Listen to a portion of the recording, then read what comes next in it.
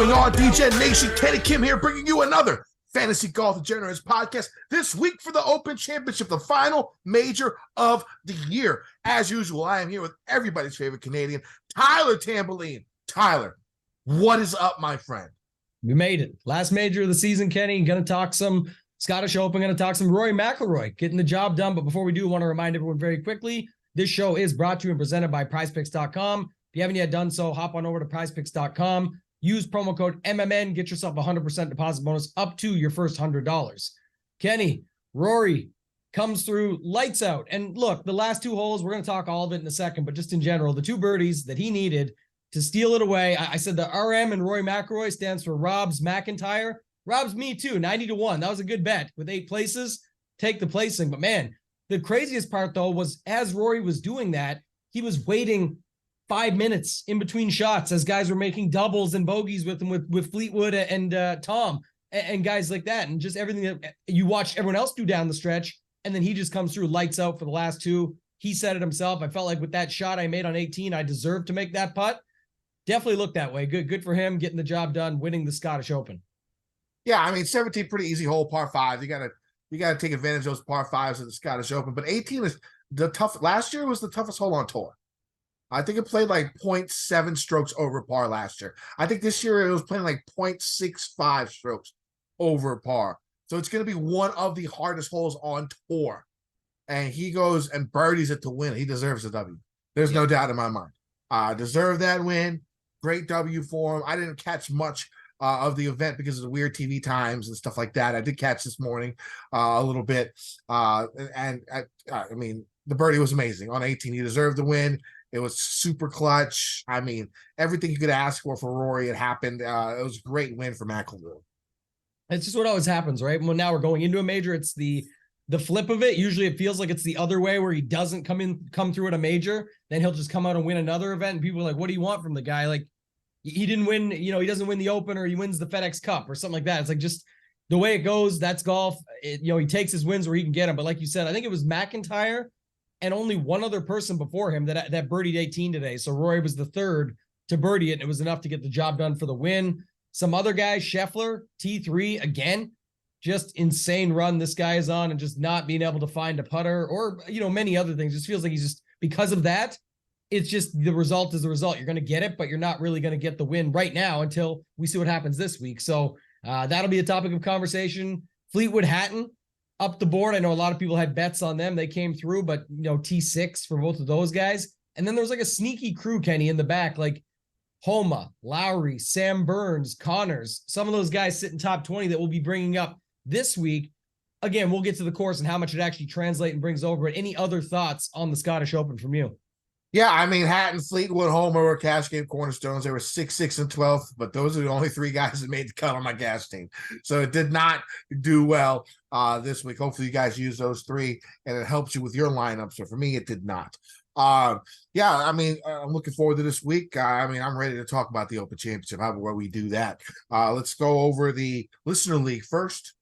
So talk about our Listener League for this week, Tambo. Yeah, we did it. So we got the saving grace where we didn't have overlay that 1 week where we missed by 57 spots or whatever. So they still rolled it out. So Listener League, 2,500 entries. So it is a $5 3 max, same as usual.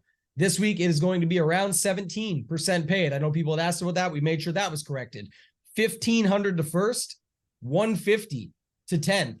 And last min cash, I always say this the weird way, min cash gets double your money. So really good tournament to be in if you're not in the other ones that are already out there. Mayo's got one as well, of course, but this one for sure is the one to hop into with 2,500 spots open. So check that out. And the winner of last week, Kenny, Darren McLovin. What do we got? Yeah, no avatar. He had 547.5 points. He started with Rory, the winner, who was only 11% owned in our league. He had Hatton, who was 30% owned in our league, who finished 6th, of course. Ryan Fox finished in 12th. 17.5% owned. Bjork, who was chalky, 25% owned, still did all right, finished in 35th. Bobby Mack, of course, runner-up, $6,800, 12% owned. And Jordan Smith, the link specialist, 13% owned, solid work. Finished in, what did he finish? 12th place as well. It's a really solid lineup. Yeah, looked good. You said it though. I mean, a lot of the chalk got there this week. It was spread out. The only interesting thing about this lineup was there was nobody under 10%, but Rory at 11 being the guy up top, under owned. I think that's definitely where this one stands out. Other than that, it seems pretty well set up with Hatton and Bjork being a little bit chalky. And then you got the two mid-tier guys, 12% on both Smith and McIntyre. And then Rory, you get in at 11% as well. So really nice lineup from Darren McLovin. You know, the stats play out. Shout out to Bring the Noise in second. He does have an avatar. It's a ship it avatar. So shout out to him. And then Kevin, K. Breeden PGA, a regular, came in 6th. He had a pretty big week as well. But Darren McLovin, I already saw him join the Tournament of Champions. We'll have more details on that once we get everything finalized with it, but will be prizes, it'll be tickets, cash, things like that, memberships. We'll do all that stuff that we usually do. He already joined the Tournament of Champions, and then we'll see him in the 3-man this week for the Open. All right, so let's get to the Open Championship. Let's get to this event. The final major of the year is upon us. As the best players in the world, they head to Royal Liverpool at Hoylake for the 151st Open Championship. This is the 13th time this course has hosted the Open, but only the 3rd time this century. Tiger won here in 2006. Rory won in 2014. Now, when looking at these two winners, you'd expect that they both outdrove the rest of the field, considering that they were the best drivers of the golf ball in the world at the time. But that really wasn't the case for both. Tiger basically left his driver in the bag. Hit 2-iron off the tee all week. The conditions were very crusty, and the rollout on the tee shots was massive. That year, Tiger finished outside the top 50 in driving distance, but was first in driving accuracy. Rory, on the other hand, played in less concrete-like conditions as the course was a bit softer due to rain. Because of this, he was driver-heavy all week. He led the field in driving distance, but he also finished inside the top 20 in driving accuracy.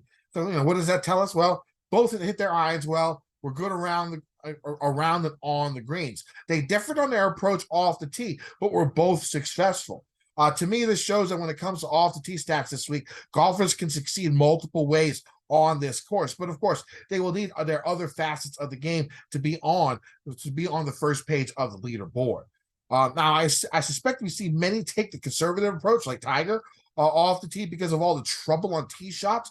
But there will be a few golfers who take the aggressive approach and try to fly the menacing pot bunkers in the fairway landing zones and cuts this course to pieces. Now, finding that guy is going to be tough, but I can see golfers like, Rory, Clark, maybe a few others go this route, maybe Bryson, unless the weather takes a turn for the worse. Now, as most know, the weather is usually the main defense of a links course, and Hoylake's no different. Even though the conditions were quite different in 2006 and 2014, the one thing that was the same was moderate winds. Not crazy winds like we saw today in the final round of the Scottish Open, but like 12 to 18 mile per hour winds, few more gusts throughout the week. Even though it was a nuisance, it really didn't bother Tiger and Rory too much, as they won with scores of -18 and -17 respectively. As of now, there looks to be moderate wind Thursday and Friday with average wind speed between 10 and 15 miles per hour, with possible gusts up to 30 miles per hour for the first 2 rounds. As for the weekend, the average wind speed is in the single digits, with gusts up to 10 to 15 miles per hour.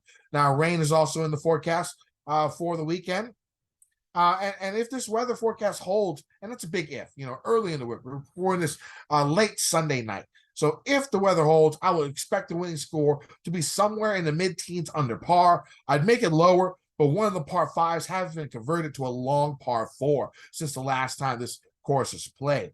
Also, there have been some work on the other back 9 par 5 as it received extra length.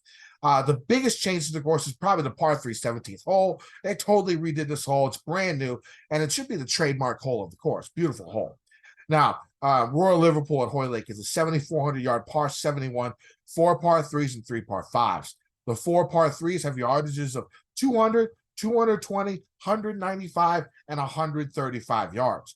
When it comes to the par 5s, the one on the front is short and reachable by all at 520 yards. You're going to have to get birdie on that hole all week.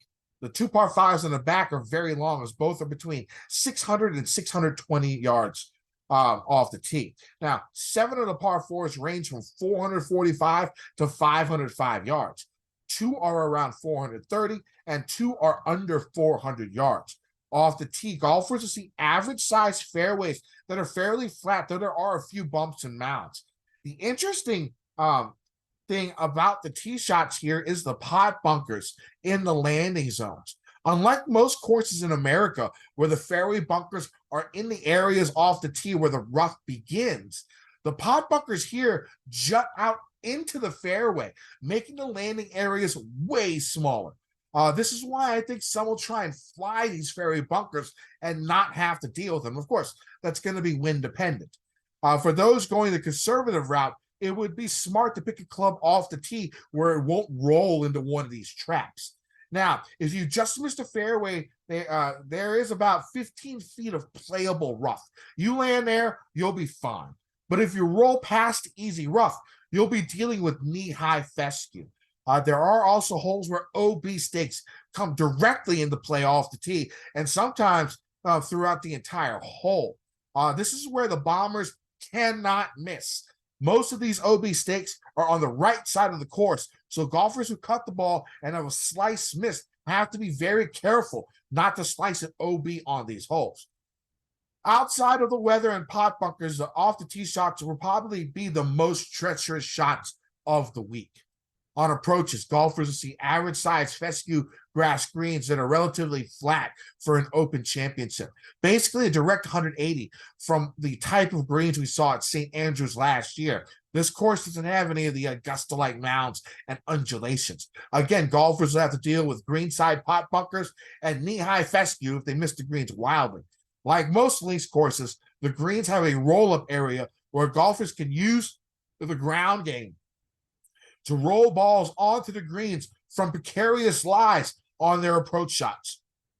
The greens will be very slow with a Stimpmeter rating of around 10.5 or less. Tambo, what are we looking for in golfers? Yeah, you talked about a lot of the stuff. The weather, the big factor, obviously look to. We'll see how that goes as the week goes on. Early take, but sometimes you find that wave advantage. So we'll wait and see. Wednesday, myself and Mayo will be in studio recording as usual. So we'll look at that as the final thing we do for this week. One of the final things at least. And then the other thing just in general, I was talking about this, Kenny, but at majors, tee to green in general, longer term stats, major success, things like that, which we'll go through when we go through the tiers. But I do think that's another interesting factor is that you do have a lot of people coming in. Look, you're not going to come into an Open and get right very often. It's usually, you can see it on the, through the lines, you can see who's been playing well. Okay, that led to this win now. Get it, got it.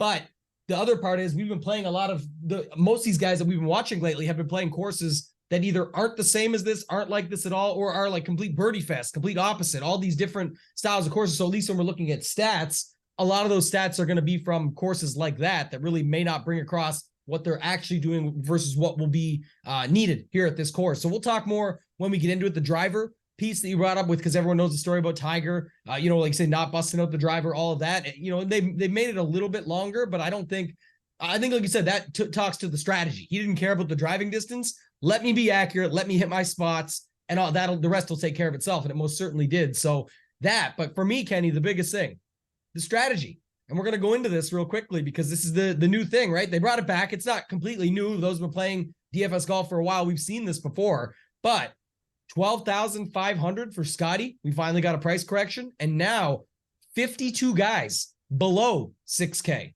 5.5 to 5.9K. Instead of just slamming everybody at 6K, 52 guys below, 46 guys from 6 to 6,900. So a very similar pool, but usually it's usually that's just from 6K to 6,900. Now we have options to allow us to fit these guys up top. So I'm interested right off the top, Kenny, get your thoughts on the pricing strategy, how that changes things for you tournaments, and then of course in your cash games, which we'll talk about when we go throughout. Yeah, I mean, for cash, you could go either way. I have my initial lineup was balanced. I had like Hatton, Fleetwood, Finau, Adam Scott, Justin Rose, and McIntyre.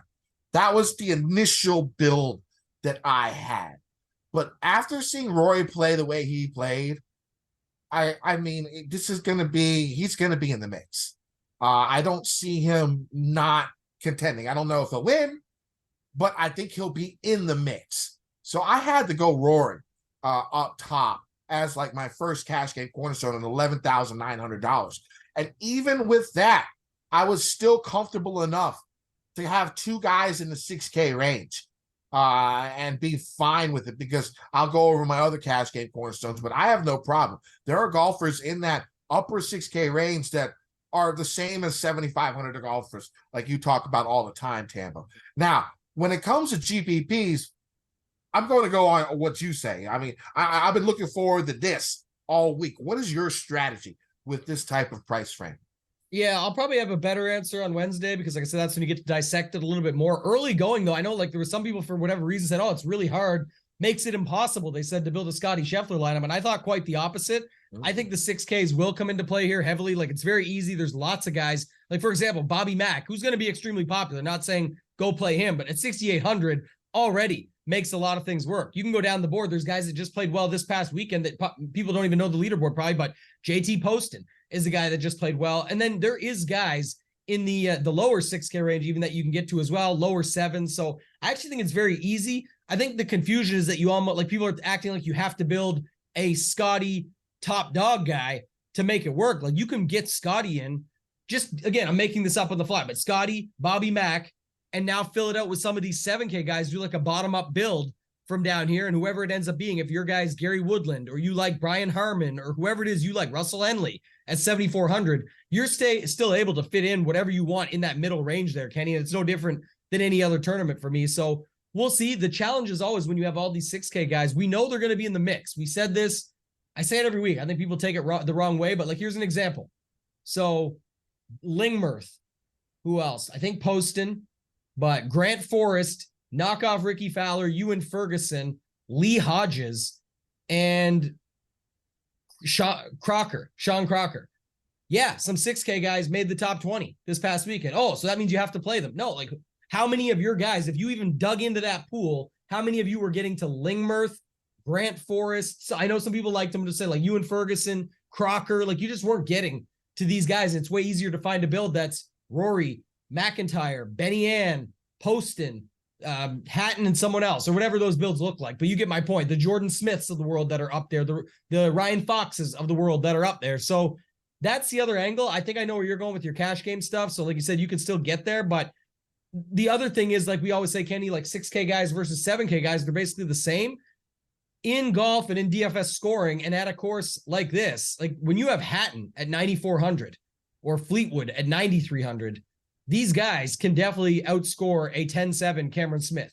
So that it's just the way it's golf. It's obvious. When we just saw Patrick Cantlay hit the plane early last week at 10 what? He was popular at the Scottish Open too, at like 10 something, 10-2 or whatever it was. So point being, you can get into these balance builds. It's all how it actually plays out. But if you commit to thinking, okay, it's going to be Rory week, well, then you're going to have those cheap guys down low anyway. So that's when you're going to have to make that work to get yourself some different builds while still utilizing Rory McIlroy.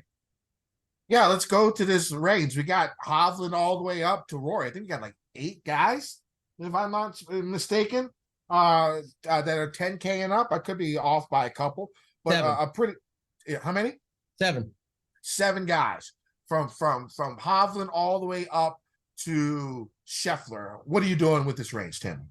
Yeah, again, early thoughts, but I don't think I want to go away from Scotty.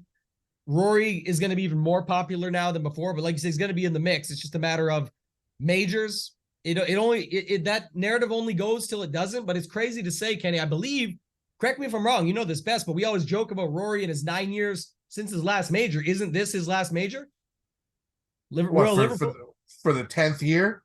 Yeah, well, I'm saying, I think it was in 2015. That was his last major, right? Was Royal? Probably. I think so. I'm almost positive it was. So I'm just saying, like, that's the funny part, is that 2014 sounds like it was yesterday in some cases, till you realize it's about to be 2024 next year. It's been 10 years since that. So again, it has nothing to do with it, but Rory winning last week and this week that we're talking about and coming into this one is what it is. But I like Scotty.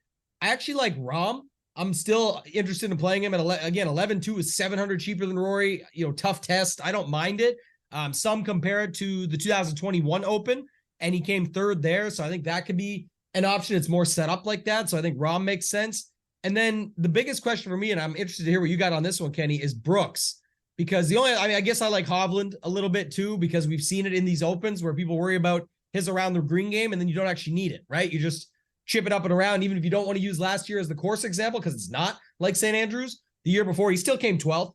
He's still excellent player, tee to green. He still has great long irons. Everything for me works. I would imagine, without jumping too far ahead, Kenny, that even at the price adjustment and off the miscut, that $9,900, if I just add him in, Patrick Cantlay stays pretty popular just because now he's less than 10K. He still makes sense. The stats will still line up that people look at, but really interested to hear where you're going with Brooks, because he's the other guy that I'm considering in this range just for overall the major moxie that he's got. If I play a fourth guy, I'm playing Brooks.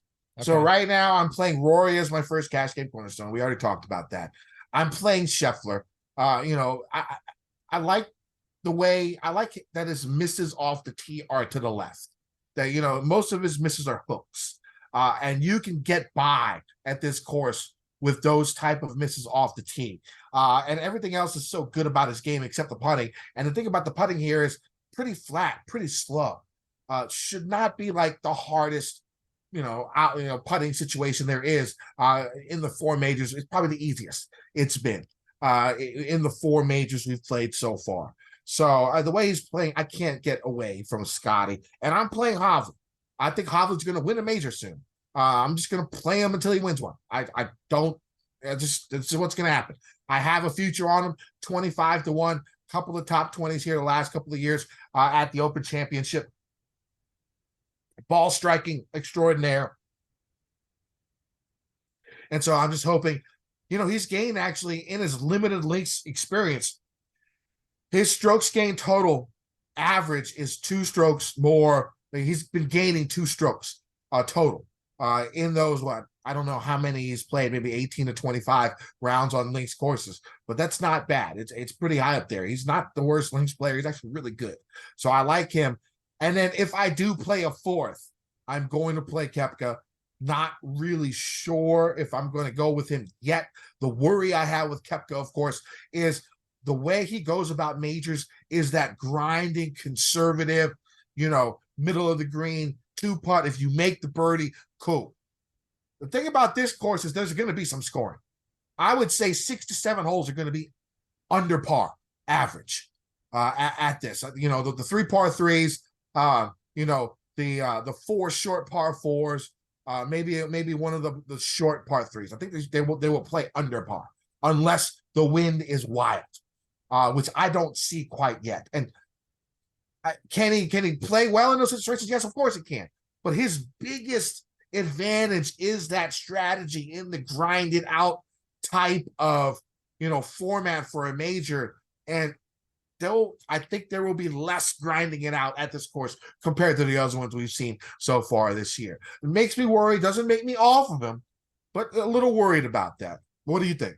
Yeah, I thought the same. I think the weather does play a factor. Obviously, it's even better for a guy like Brooks if it's going to be, 10 under, 11 under, 12 under, somewhere in that range versus if we get up to that 17, 18 or something. But the other guy I was considering there, Kenny, actually was Xander.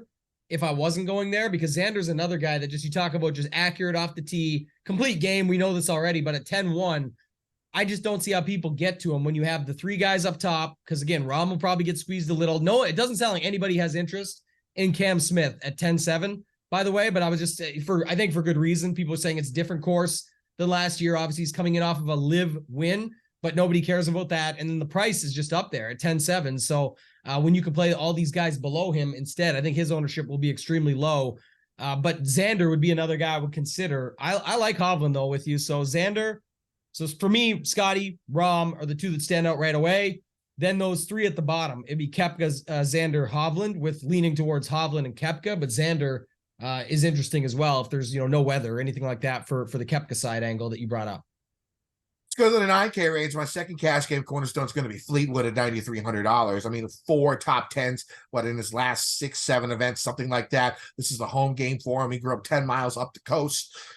He's, track record at the Open Championship, very, very strong. Played well this past week at the Scottish Open. Probably not that, $9,300, not a horrible price for Tommy, especially considering how many people are above him in price. You're looking at like 13 to 14 guys above him in price. So I like that number for him. Kawa, probably my favorite GPP play, coming off the runner-up his last time out. He could play well at link style courses. A lot of people say one of the comp courses here is Royal St. George's, which of course is where he won his Open Championship. You know he's going to be accurate off the tee. You know his irons are going to be strong. So as long as when he misses the greens, he can at least do somewhat well around the greens and make a couple of putts, I think he's going to be in contention. I really like the 28-1 number for him. I went ahead and bet that. I only made 2 bets so far because I'm waiting on weather, but he is definitely one of them.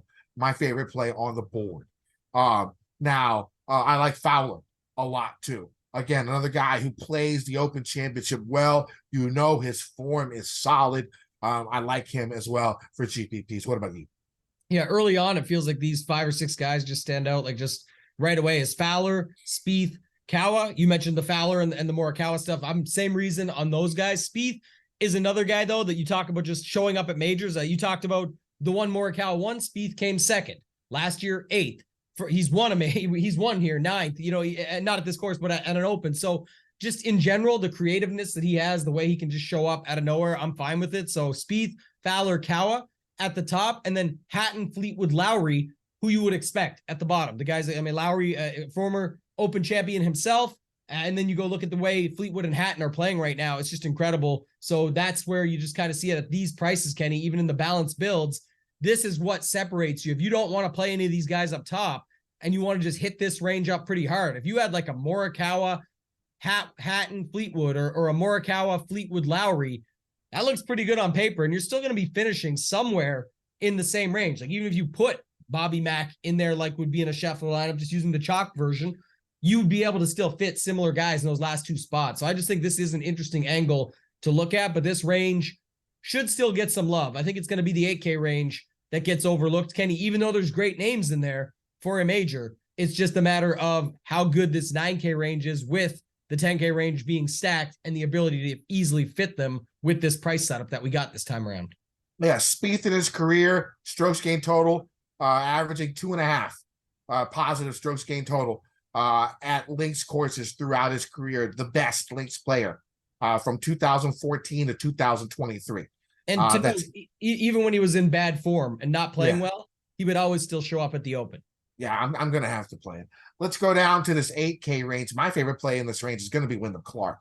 I know he didn't do that great this past week. He was my favorite play last week, but he was still inside the top 20 in both strokes gained off the tee and strokes gained approach at the Scottish Open. The problem was he was like 75th out of like 78 in strokes gained putting. At least this was Wednesday. This was Saturday night leading into Sunday. I didn't see where he finished. He probably gained some more strokes today because he finished even par on a course where the winds were just whipping all over the place. So I expect he probably gained strokes today as well. We're recording this on Sunday. So I really do like Wyndham Clark down here in the 8K range. Bryson is interesting.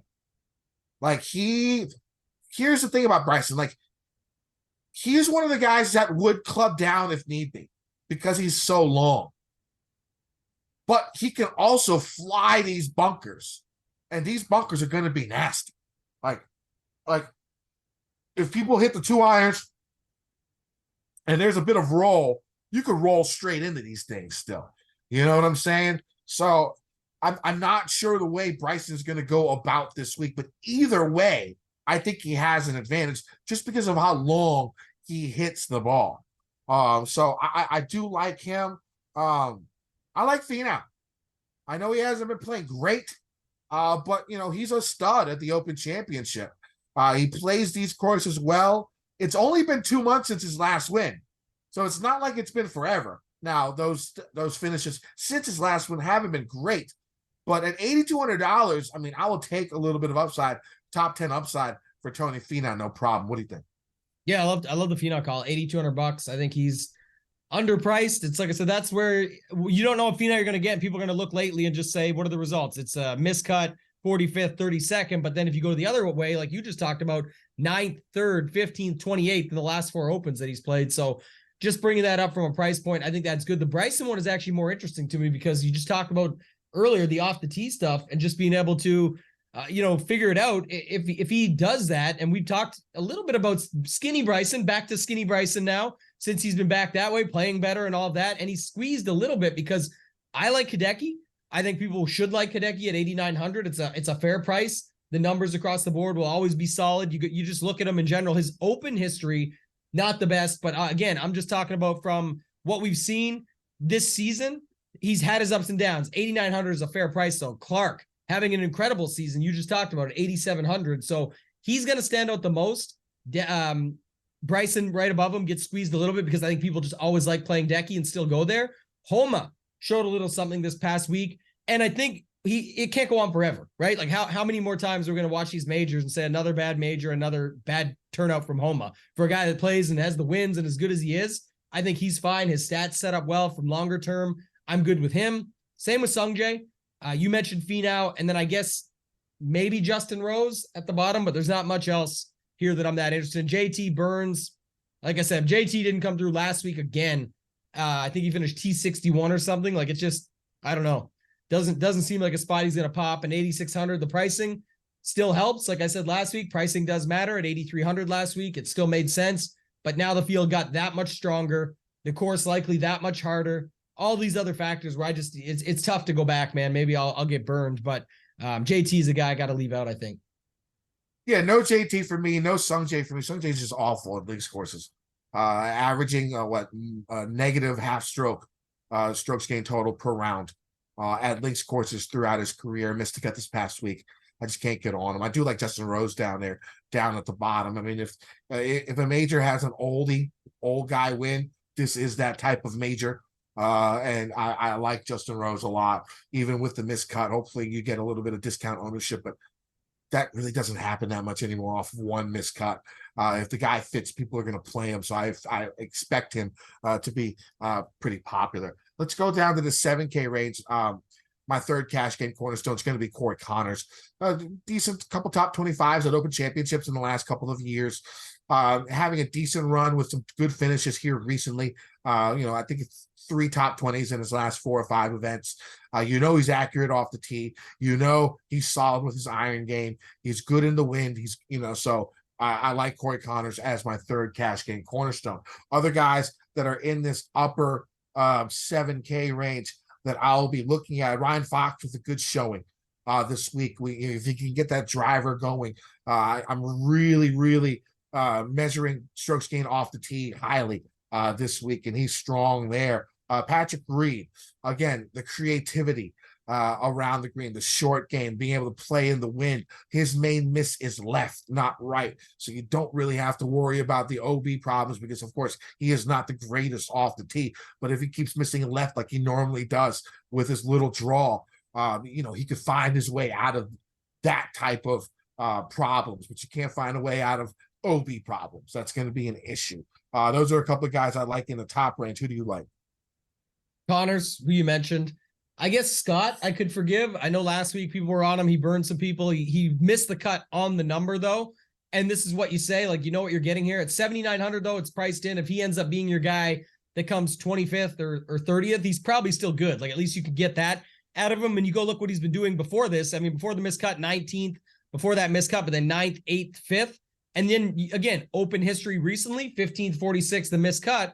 But before that, he was always incredible at the Open. So I think he's a guy you could go to. You talked about Rose being the old guy right there at 8,000. Scott's right there as well at 7,900. I was wondering if you were going to have a Gooch take, because Gooch, obviously 3-time live winner now, and he got a lot of flack for a lot of different things and saying stuff and all these factors, but all he can do, Kenny, is win the tournaments that he's in.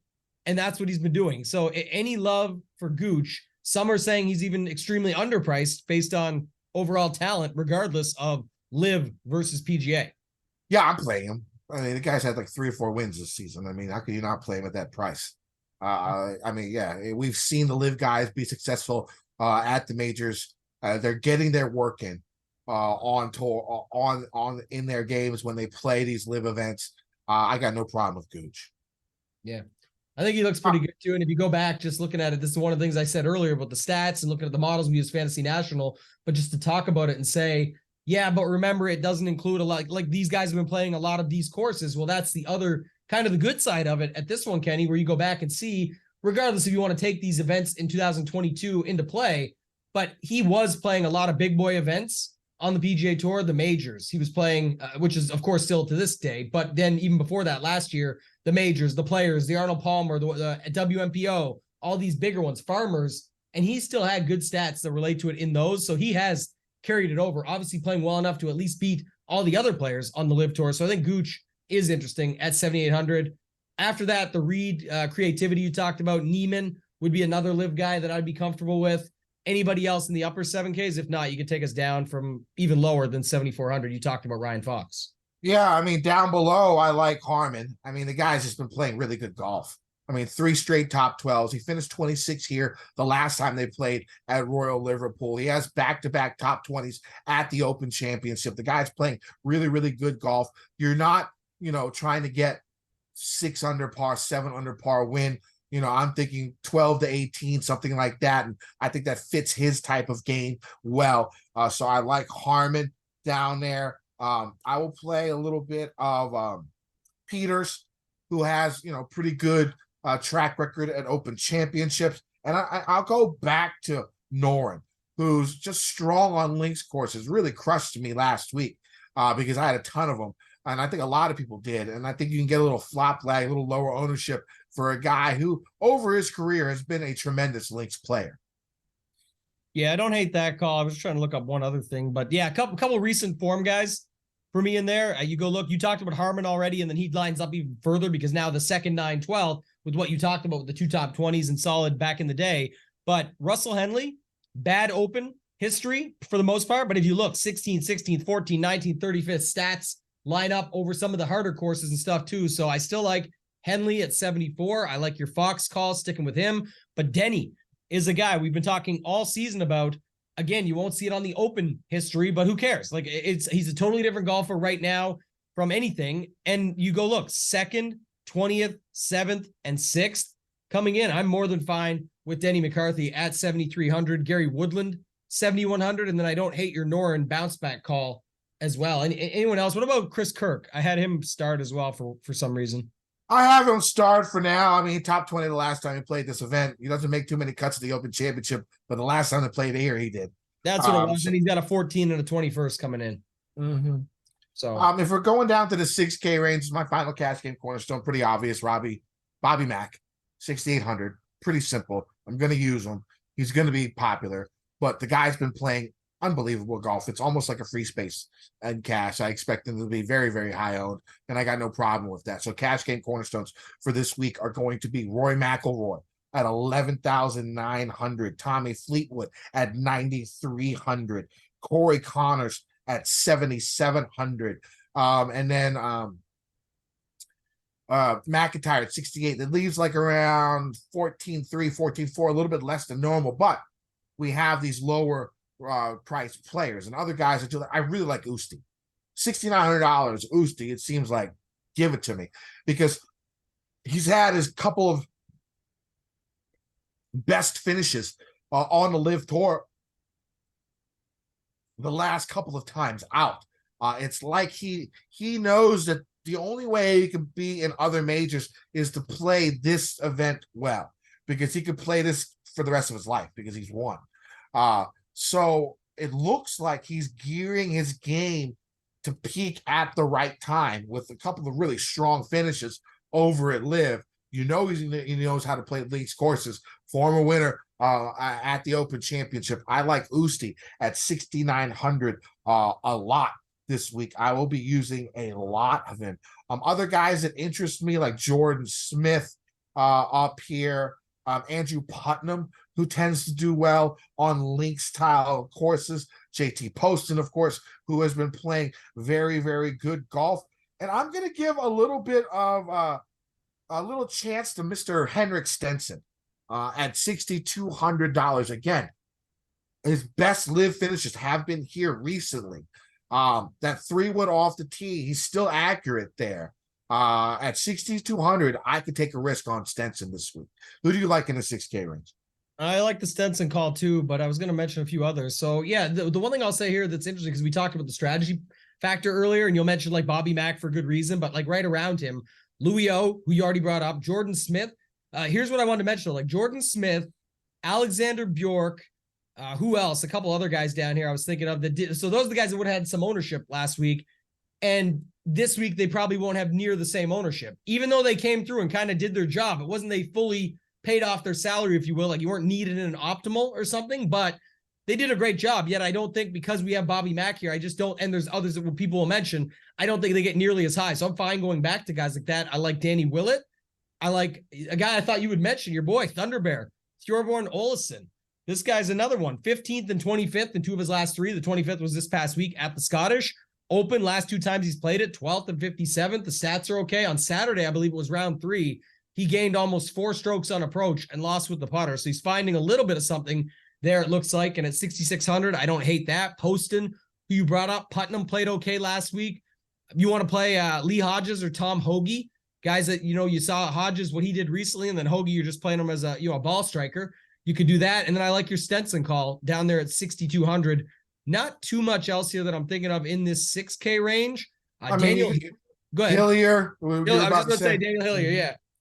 Hillier and Ferguson down there at 6,100 deserve some merit. I mean, Hillier has 3 top 5s in his last 5 events. Ferguson has 4 top 15s in his last 6 events. $6,100. That's something that you can look at definitely. Yeah, now one more, Matt Wallace. I was just going to mention again, nothing crazy to go off of. He just only finished 42nd this past his ball week. Striking was nasty this past pretty week. Solid, and he's just really good at 6K. I'm not going to stand there and say he's underpriced, but I'm just saying I'd be fine with him. Like he doesn't. It's not that I'm like, oh, I have to really risk this. I feel like I'm playing a quality player at a fair price. Yeah, once we get down into this 5K range, I mean, Richie Ramsey, true links player, really solid links player, someone you could play at $5,900, made the cut at the Scottish. Rosner has had some success this year. So he's another guy. Southgate, of course, is another guy who is a very, very strong links player. If you want to go like Rory and Scheffler, you're going to have to go down in this 5K range. You could do worse than Southgate at 5,600. Who else do you like, Tambo? But not very many. This is where I'm saying I think what's going to happen is people are going to just no one's going to get owned down here, like heavily owned. I know Alex Fitzpatrick, Matt's brother, is 5,500, and people are joking about that, but they'll just never get to an ownership that matters. You can play whoever you want in this spot because it's not, that's not going to be the thing as much as I just wonder about the actual setup of it. So like your roster construction, if it's needed, but just in general, you mentioned it, Ramsey, Marcel Siem, people were liking him last week. He's a guy that you could pull across. People were mentioning Valimaki last week. You could see him get a little bit down here. Rosner, who you brought up. Samuja, Southgate. Not much, man. Like I said, again, I think you're just grasping down here. And unless you're getting enough of them, you're just going to be looking for lightning in a bottle. And yeah, you'll say that's what you need anyway, but it's not. Like, again, just go look at winning GPP lineups. Do you need that to win? Yes. I'm saying, but is it oftentimes whoever got the lucky 6K guy that gets up there? Not very often. Like usually it's, and even if that is what you find at the top of a GPP, the lucky 6K euro, in this case, we're talking 5K range because we got a new pricing setup.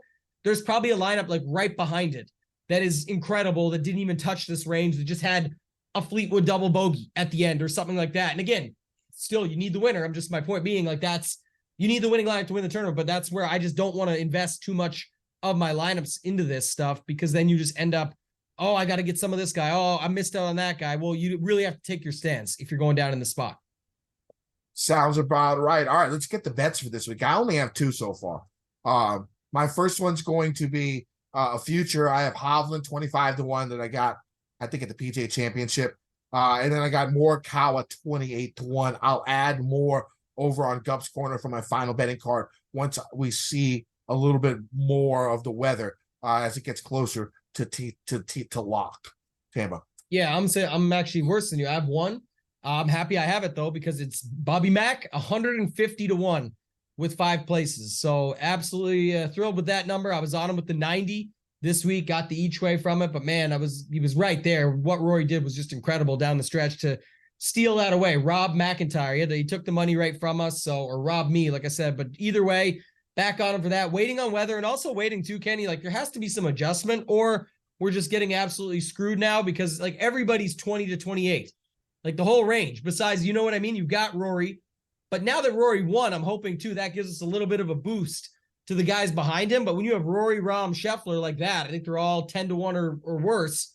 I think it's 6, 7.5, and 9.5 or something. It's like, that's the numbers on them. After that, they just jam everybody from 14 to 28. It's like, man, can we get a 30 even on some of these guys? So we'll have to wait and see. I don't have too much else that's on the top of my mind when it comes to that. I'll wait and see what the numbers adjust to, and we'll talk more about that on other shows throughout the week. Yeah, one and done. I got Morikawa. I'm going to use him. If you got him, I like that one. I had like Lowry, and then, Lowry, Fitz were like two options for me, like Matt Fitzpatrick, Shane Lowry, but then also Brooks Koepka and Cam Smith, last chance, right? So not probably, it is your last chance. So if you saved them, I guess you were saving them for this, or you were just not going to play them at all. But the way Brooks has been playing all season, I'd be happy to get him in there. I do think there's something to be said. What was your quick Cam Smith take on the two styles of courses versus what, last year and a live win versus obviously not a PGA win? The problem I have with Cam is how wild he is off the tee. At St. Andrews, you were able to get away with that. Here, if he hits that slice, he can go OB. It's going to be a problem for him. These fairways are not wide. They're not, you know what I'm saying? Especially in the landing areas, especially the way those pod bunkers jut into the fairway. Something like this, can he do it? Of course he can, with his short game and stuff like that. His iron play, he can get it done. But I just don't like the way, because even in his last live event, I think he was near the bottom in driving accuracy, even though he won.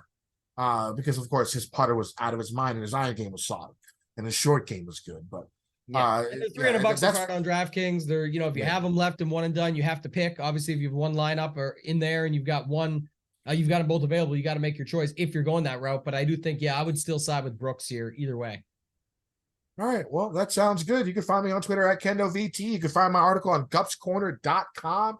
The article is already released. I'll update it on Wednesday. It's a course preview article going over Royal Liverpool. Wednesday, I'll add like my final betting card, favorite GPP plays, fade of the week. Also Wednesday, I'll be on the E9 podcast Wednesday evening, just a few hours before lock, going over our final picks and everything else. So go over to gupscorner.com, use promo code Kenny, save yourself 30% on a membership. Yeah, you can find me on Twitter at ToeTagAndTambo. Add me there. It's the drive for 30K. We're getting close now, so check me out there. We'll do some more giveaways and stuff. Have the tidbits out for the last major of the season. So those will be out on early Wednesday morning, as usual, somewhere around that 9 a.m. Eastern range. But you can add me there for free, and then go to shipitnation.com. Check us out there if you guys want to see everything we have to offer over there. It's everything you need to have success with DFS. Lots going on. It's the last major of the year, and then we'll have all kinds of other content throughout leading up to NFL, which is going to be absolutely crazy. So good luck this week. Appreciate everyone, as always, for listening. Give us that like, subscribe, give us the reviews this week, Kenny. Let them know on the way out. We need those reviews, right? Yeah, definitely need the reviews, need the 5-star ratings on YouTube and on, Spotify, iTunes, whatever the hell you listen on. Give us those comments, give us those reviews, those 5 stars. Really going to help us out, expand the pod to people who don't normally see it. No story time with Kenny this week. The first one in a major with that one is because I've ran out of them. I am not as exciting as a person as I used to be. Now, luckily, I do have some vacation time coming up here where I'll be in New York City and I'll be down in Pinehurst coming up at the end of August. So hopefully we can get some more story time with Kenny action from those vacations. Today was a shorty, but a goodie. This is a great event. Morning breakfast golf. Let's win some motherfucking money. Gen Nation. I've been getting dirty money, Jordan.